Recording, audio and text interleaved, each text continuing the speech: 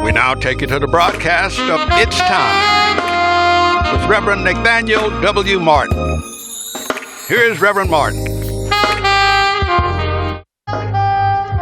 Thank you, Dr. Blackwell. Let me say good morning, good afternoon, good evening, but certainly never good night. Never, never, ever goodbye. I hate goodbyes from childhood, but that's personal trauma. My name is the Reverend Nathaniel Wayne Martin. I'm the pastor of the New Life Institutional Baptist Church here in the city of Los Angeles. And we're located at 8916 South Main Street here in our beautiful city of LA. And the offering that you are viewing or listening, we hope, and that it will grow, is entitled It's Time. And the question must always be asked scientifically, what is it time for? And it is always time for social justice. The justice must always involve environmental and economic justice, because you live in a capitalistic system. Environmental justice is becoming more and more apparent to more and more people all around this country and all around the world.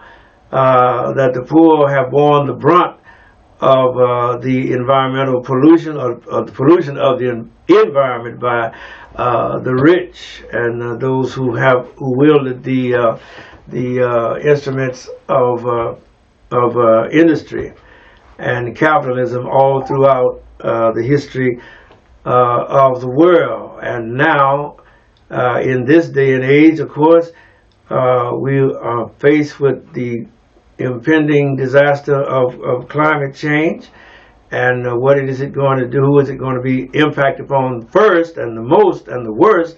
Of course, there's always going to be those who historically have been the most disenfranchised from partaking of the goodness and the largesse of the world's economy.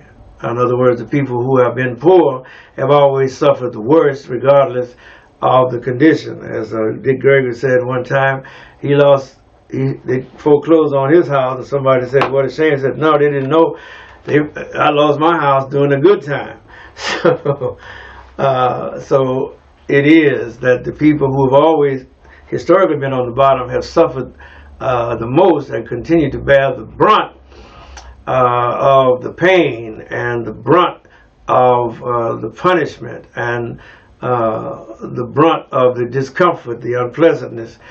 And even of late, we find that in places like Centerville, Mississippi, which I've mentioned before, but I'll mention it again, they're having trouble with raw sewage coming up in the yards of the people. And the reason why it's coming up is because of the antiquated plumbing system, the antiquated drainage system that has not been taken care of for many years. I omitted to say that we are worshiping with the Shiloh Missionary Christian Church, and we have two congregations in one building, one church. Yes, we worship together at the same time, and you get the best of both worlds, because you get the Baptist and you get the Pentecostal. As Dr. can't think of his name right now, always talks about the fact that we got the Baptist-Costalist way. And so you're welcome to come and worship with us in this beautiful service, this beautiful expression of love and agape love and worship of God in the beauty of the Spirit of God. Okay? And we have services this Sunday, 11 a.m. of course, is morning worship. Before that we have Sunday school. Then around 11:30 we begin morning worship. And then we're there on Wednesday night for real prayer, sincere prayer. And then we're there again on tonight, which we call free for all night. That means any evangelist and a preacher or child of God may come and minister. Let the Lord minister through them. We don't put any restraints upon you, other than we will observe you and see what's happening. We just can't let you come in and do anything, you know what I mean? Some people will take advantage of it. Our scripture reading for our reparations is taken from the Old Testament in the book of the Deuteronomy, and chapter 15, picking up the reading at verse number 12. I go into that, and of course you've heard me read it so many times that most of you probably know it by heart, but it goes up, bears repeating. And if thy brother, an Hebrew man or an Hebrew woman, be sold unto thee and serve thee 6 years, then in the 7th year thou shalt let him or her go free from thee. And when thou sendest him or her out free from thee, thou shalt not let either of them go away empty. Thou shalt furnish them liberally out of thy flock and out of thy floor and out of thy winepress, of that wherewith the Lord thy God hath blessed thee. Thou shalt give, yes, give, don't loan, don't tell them they got to rent it or borrow it or lease it. No, give unto them, so that they came there with nothing, but they don't leave there like they came. They have worked hard, they have been a blessing and a benefit to you. You have benefited by their labor, and you're looking better. Your property is improved, your farming is improved, your possession is improved, and you don't just put people out who have benefited you and blessed you as they do on the stock market or as they do in the buying and selling of options. No, you don't do that. Or in the buying or selling of the original commodity in this country, which was slave. At one time, the slave was a commodity. The slave was a medium of exchange. A slave was a property that could be borrowed against. But in the Bible version of slavery, such a thing was unheard of, which meant that regardless how John C. Calhoun said slavery was a blessing to the white man and a blessing to the black man because it exposed him to Christianity. The kind of Christianity that the white man practiced, I don't think the world needs it even now. But so the point was that in the biblical version of slavery, there was no such thing as perpetual eternal slavery. The status of the child followed the status of the mother, because the father of that slave woman's child may not be another slave. It may be the owner or the master of the plantation. And he didn't want his children to become free, so they followed the status of their mother. Their mother was in slavery, then of course the children were enslaved and in bondage for the rest of his or her natural life, with very few exceptions. And so the dichotomy, the contrast, when you compare biblical slavery to chattel slavery as it was practiced here in America. Of course, in America you have what you call refined cruelty, like the Marquis de Sade, whatever you call it.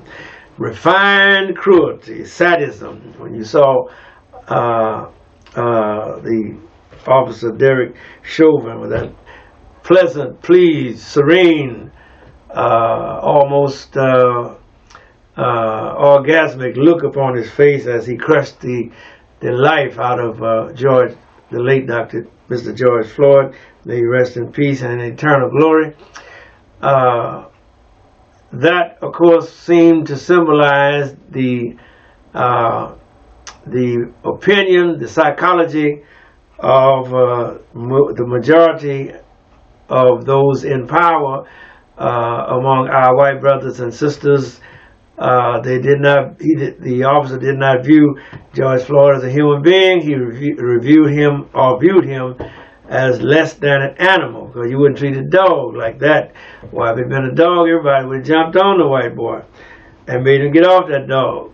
But by being a black person, everybody had to obey the law and stand. And even the poor little EMT that attempted to step out and give some aid and comfort to Brother Floyd, while as his breath was ebbing away from him, she was pushed back by the hands of that police officer.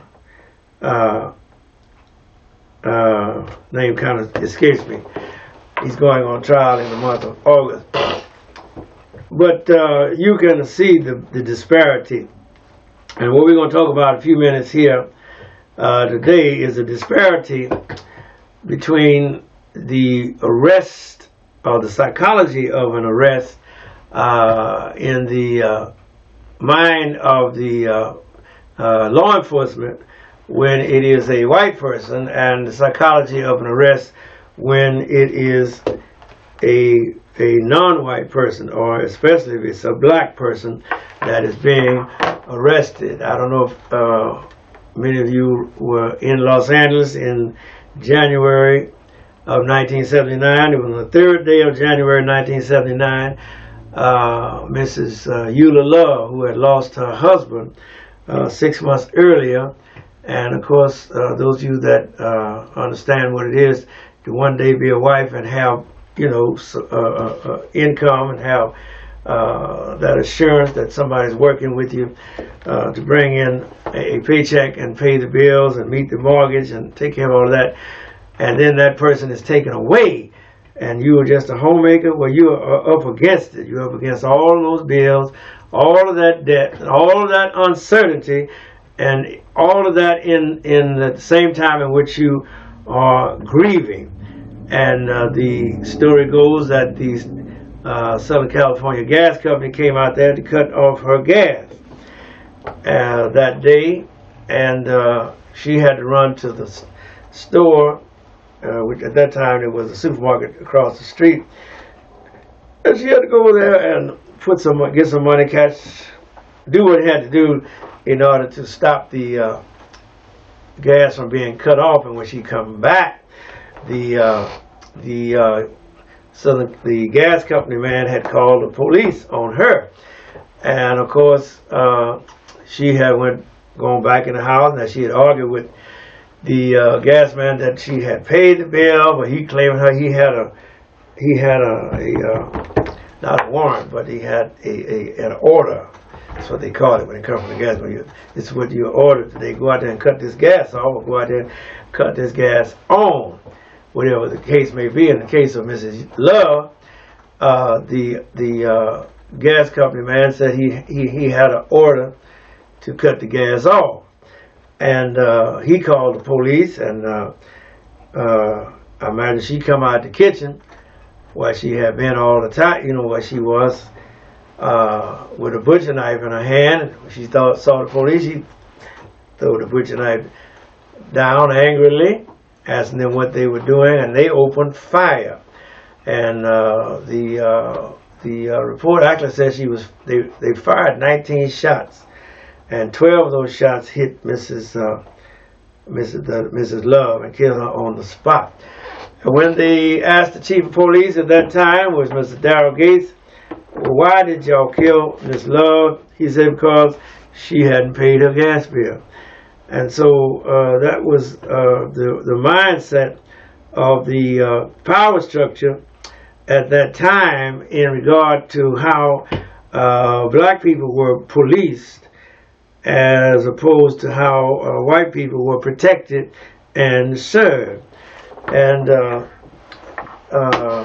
naturally nobody was charged. The officers were exonerated. Officer Hobson and Officer O'Callahan were both returned to duty, but Miss Love went to her grave for not paying her gas bill, not being able to pay her gas bill, even though she had actually paid that gas bill. And the irony of it was, once her home became a crime scene, they couldn't cut off the water that was coming out the water hose, they couldn't cut the lights off, and they couldn't cut off the gas. So what was the big deal? Now this woman is dead, and the lights, gas, and the water still on. Talk to me. But that's what they call 20th century policing in America. And of course, the examples continue to proliferate. And of course, we all remember that in these latter days, you had Kyle Rittenhouse, who was an underage teenager, but somehow he got hold to a high-powered rifle, and he went up to Kenosha, Wisconsin, to help the police keep the peace. And he shot 3 people, killed 2 of them. And as he was walking down the street there with the rifle in his hand, plainly visible, and the police in the armored vehicles giving a thumbs up, told him he was doing a good job and everything. And he was able to go all the way back home. He didn't live in Kenosha, Wisconsin. He lived somewhere else. He was able to go all the way back home. And it wasn't until a few days later that he was arrested, whereas you'd have loved to throw the butcher knife down on the ground, and she was executed immediately. And the theory that the officers used was self-defense. The officers were defending themselves against a butcher knife on the ground. And they asked the police officer when they shot Ms. Love, why y'all kept shooting her so much? He said she kept moving. Anytime, those of you that know anything about bullets and weapons and that type of thing, anytime a bullet hits something, that something moves. And the same when a bullet enters and hits a human body, that body moves. It's not a voluntary, it's an involuntary reflex. And so the officers kept on shooting. As a matter of fact, according to the report, one of the officers reloaded. And but look at the difference between policing a black woman and policing a white teenager. And then, of course, the Ahmaud Arbery case, which happened not too many months ago, and was on last year. And remember that it was, let me get the name right, father and son, let me see, Gregory and Travis McMichael. Yeah, Gregory and Travis McMichael. You might remember the case that this black jogger was running through the community, and he lived, I guess, some miles over. You know how you do your running. And they accosted him, and they interfered with, it got into his path. And when he tried to go around them, came around the other side of the truck and kept going, they shot him point blank with their rifles. And he tried to run on, but he fell dead just a few feet ahead of the pickup truck. And they posted, it wouldn't have never been known if they hadn't posted it on Facebook, because the one of their friends was following them in another vehicle and filmed and videoed the entire incident. That's why I know about it. That's why you know about it. That's why the world found out about it, because it was put up on Facebook.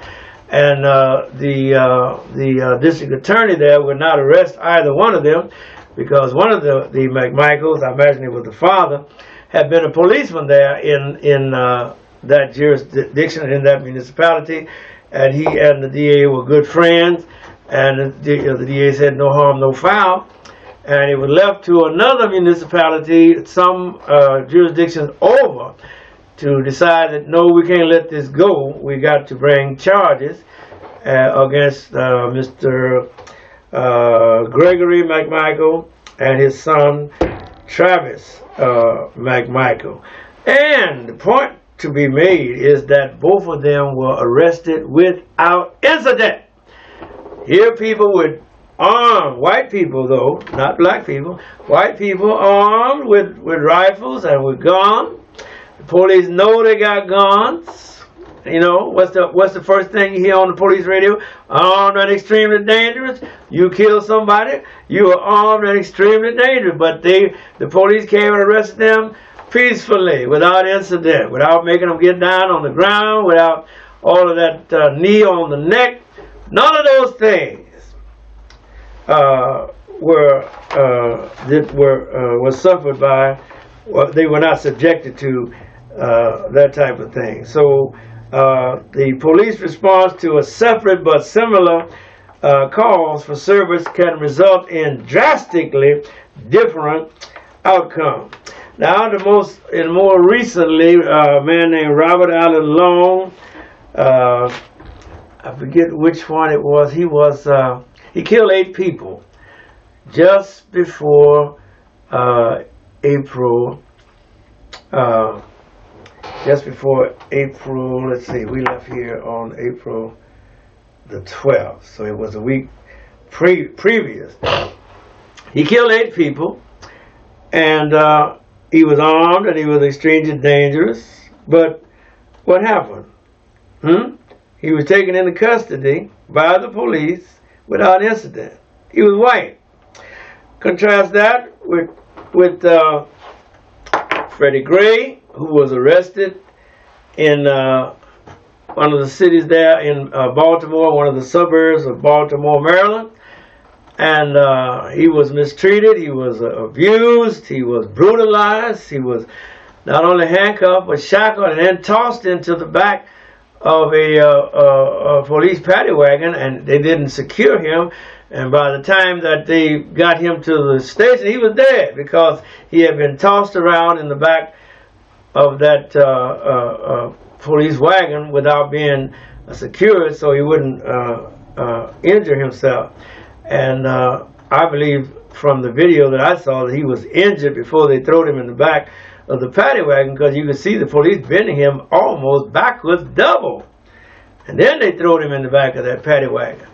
And he was unarmed. Unarmed, that's the problem. You have white men armed, you have black men unarmed, and look at the difference in the outcome. So there is and then there is one of the men, Mr. Jacob Blake. He survived being shot in the back 7 times on video camera by police officers, and because he was trying to make a break to get back in his car where his 2 kids was, and the police had said they were going to take him to jail. He walked around to get in the car, and the police came around and grabbed him by the shoulder, and bam, bam, bam. Mr. Jacob Blake, he survived. He's still living, but he's paralyzed from his neck down.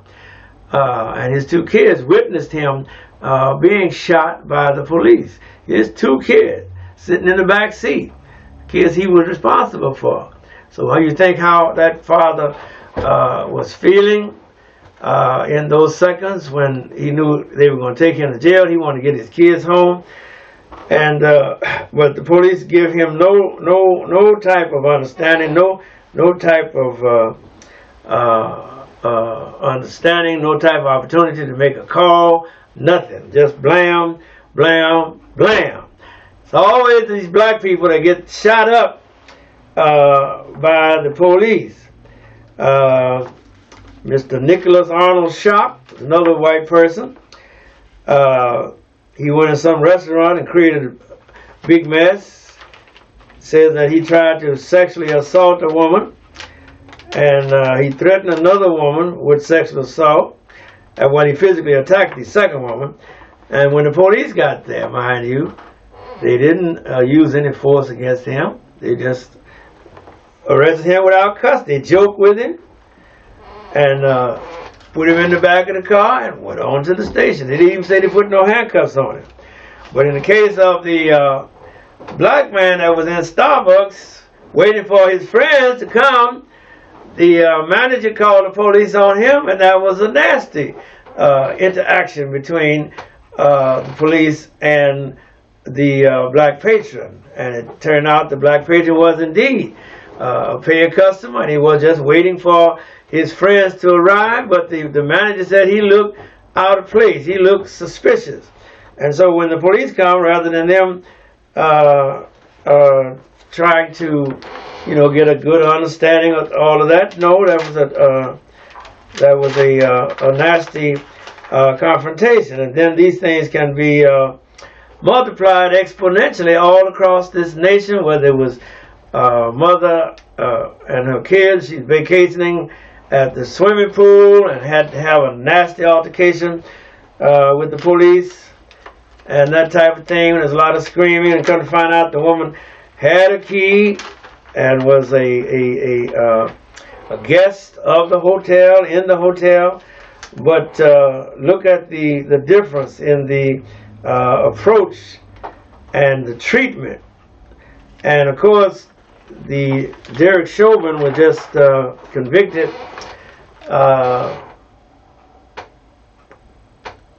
last week about killing George Floyd. And what was that about?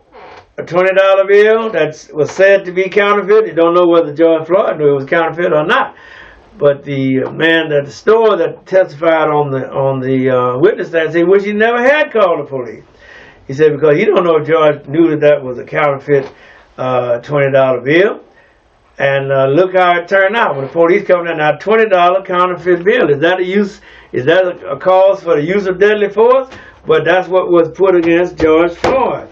Deadly force. Deadly force is always put against black people. And that's whether the police are working in the school, as the school police, or whether they're just doing regular patrol. Well, I saw where a policeman picked up a child in school and slammed her head down on the cement. And he was a wrestling coach, and she was a teenager. But there's a difference in how black bodies are viewed by white people who have badges. It appears that they view all black people as a pathology. As your very fact that you are black is a crime. And these are the type of issues that now have come, are being looked at again. This is an inflection moment, as the president is fond of saying. He used the word inflection. Means that you have a change, as a rise, this is a moment, and for something to go either way. And we are going to have to, we being all of us good thinking people, are going to have to strive to change the laws, to change the police structure, to change the police officers' Bill of Rights, take away that qualified immunity, and make the police more responsible to the public. In Derek Chauvin's case, look, it costs too much to get just that amount of accountability. And that is where the entire country, really the entire world, is. It took too much videoing, it took too much dying, too much I can't breathe. It was just too much to get just that little modicum of a guilty verdict against a white police officer for killing a black man. And most of you may not be as old as I am, but when I was 8 years old, I'll never forget, they killed Emmett Till down there in Greenwood, Mississippi, at Ben Milam store. Mr. Milam and his brother took Emmett Till out and killed him, desecrated him, mutilated him, and all of that type of thing, because they said because his wife said that he whistled at it. And a few months back, maybe a year or so ago, Miss Carolyn Bryant confessed that he never whistled at her, that there was all a big lie. And but yet how our black children, black bodies have been mistreated, not only by those with the authority, but also by the community in which we were forced to reside. I got to get out of here, but keep up your prayers. Pray for our brothers and our sisters that are trying to overcome this coronavirus. Pray that this mighty scourge will swiftly or speedily pass away, and that we may all be able to shake hands as sisters and brothers and build out of this mean world the beloved community that Dr. Martin Luther King was working toward. This beautiful struggle again. And so those of you that are laboring and are working in those thankless tasks, again, I say to you, if those folks don't want to pay you, don't work for them. Thank you, Doc. We're out of here.